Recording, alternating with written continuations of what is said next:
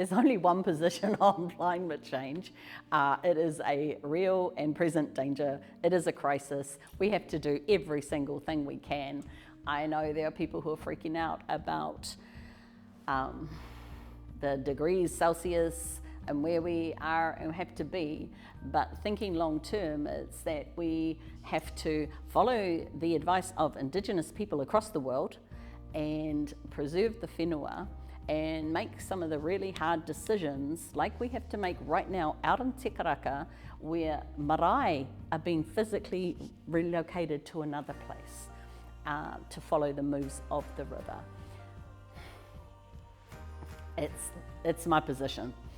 It's like, the future that I can see is one where our water is safe to drink. We're not renting,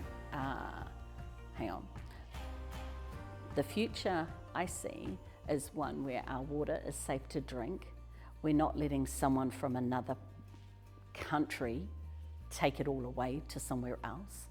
We have dominion over, we have sovereignty, self-determination over our whenua, over our awa, over our maunga. My thinking always about Papa Tuanuku and our role as guardians of her is the planet's not dying. The planet will never die. She is a god. She's an atua. We just might lose the right to live on her. So I think a bright future was when everybody takes responsibility for their right to be on her and their role in caring for her. But that also means looking at the real causes of harm and mitigating those around intensive dairy farming, around global travel, admitting I'm someone who gets on a plane routinely to travel for work. But it's where our personal responsibility goes well beyond whether we compost or we recycle or not. It's about what's our role in holding the people to account who are causing harm.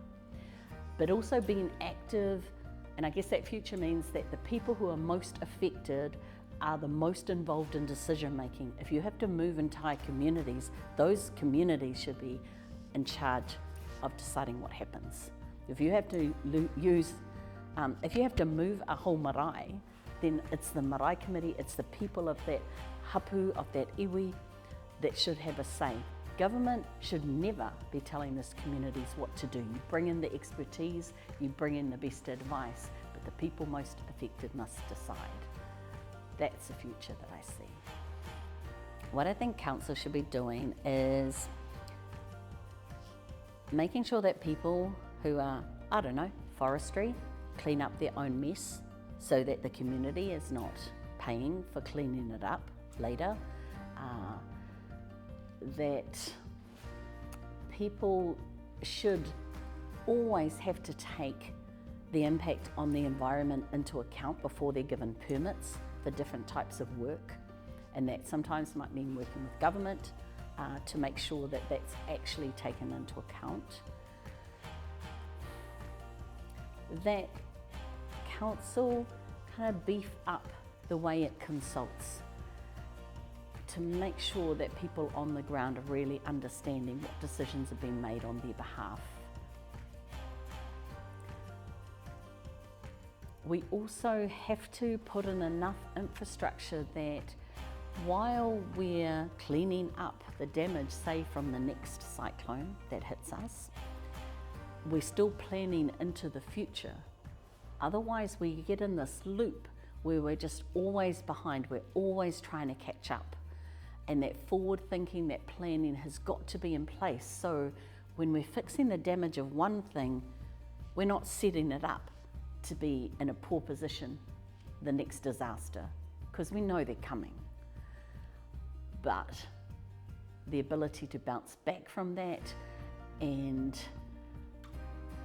the way in which we handle ourselves while we do that, to make sure people who have lost their homes have somewhere to go to, but that they're not worse off or better off than someone who didn't already not have a home. That those things about housing our people are looked at in a much, much bigger picture. So, in summary then, it's that forward thinking, integrated into how we do our disaster recovery, and it's that really checking on the fine print on permits that the council kind of almost required to give out. If they meet basic criteria, people can do certain types of work. I think we really have to interrogate that, because something that causes harm to the environment is very bad for Te Tairāwhiti.